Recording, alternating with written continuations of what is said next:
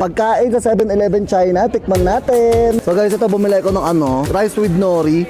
Iba-ibang flavor. Una is pork floss with egg yolk. Meron din ako dito teriyaki salmon. And syempre, yung kanilang Northern Barbecue Chicken. Tikman natin. Ito, unahin natin itong Northern Barbecue Chicken, Kemerut. Marami kong kinain, marami kong in-order. Pero wag kang matakot kasi kakainin din naman to ni Lloyd Arago. Mag-hi ka naman sa vlog ko, be. Dito siya, oh. Hi ka. Sawadee ka! Nasa China tayo, ano dapat? Nihaw. Mana natin. Yung natin kung masarap talaga to. Ang talasang putok.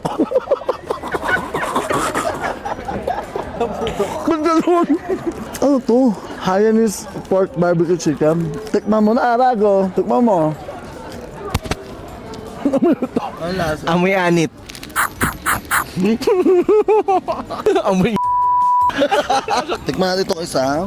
Cancel mo yun. Pag pupunta kayo ito, huwag ka bibili nung ha. Ito, teriyaki salmon. Hindi siya bawal siya sa akin kasi may gout ako, pero ilalabang ko bakit. Wala kang pakialam.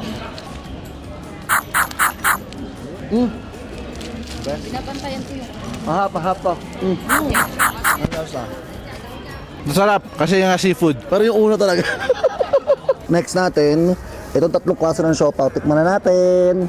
Ang bongga nito, mainit-init paday. Hindi ko alam kung anong flavor nito, pero kailangan makita nyo mabuti kasi iba-iba naman yung klase ng itsura ng siopaw nila. So pag nakita nyo yung ganitong itsura, ayan, yun yung nasasarapan ako. Tingnan nyo lang kung ano yung masarap. Papakita ko naman sa inyo kung anong tsura niya. Ala, dahon-dahon to, day. Lagi ako na-hold sa scanning. Tago na yan. Ito next. Ito naman yung itsura niya, guys. Ayan, oh. Ito itsura niya. Tikman natin. Walang palaman. Walang palaman to. Walang lasa. Scam. Last but not the least, sana masarap to. Ako nagigil na ako, ha. Pero mura lang naman to. Ito yung itsura niya. Oh, okay. Sana masarap ka. Sana masarap ka.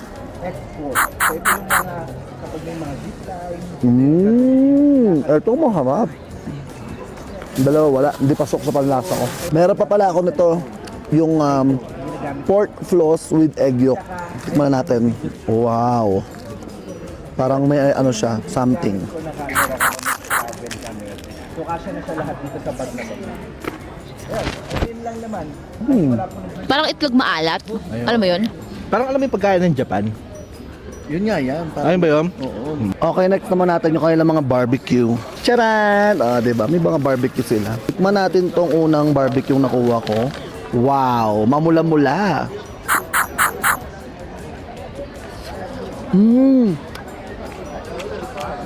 Ang sarap pero maanghang. Ang sarap niya pero maanghang siya. Panalo. Ito naman yung next natin. Ang anghang. Ito naman yung next natin. Ito parang tamis anghang siguro to. Tama ako.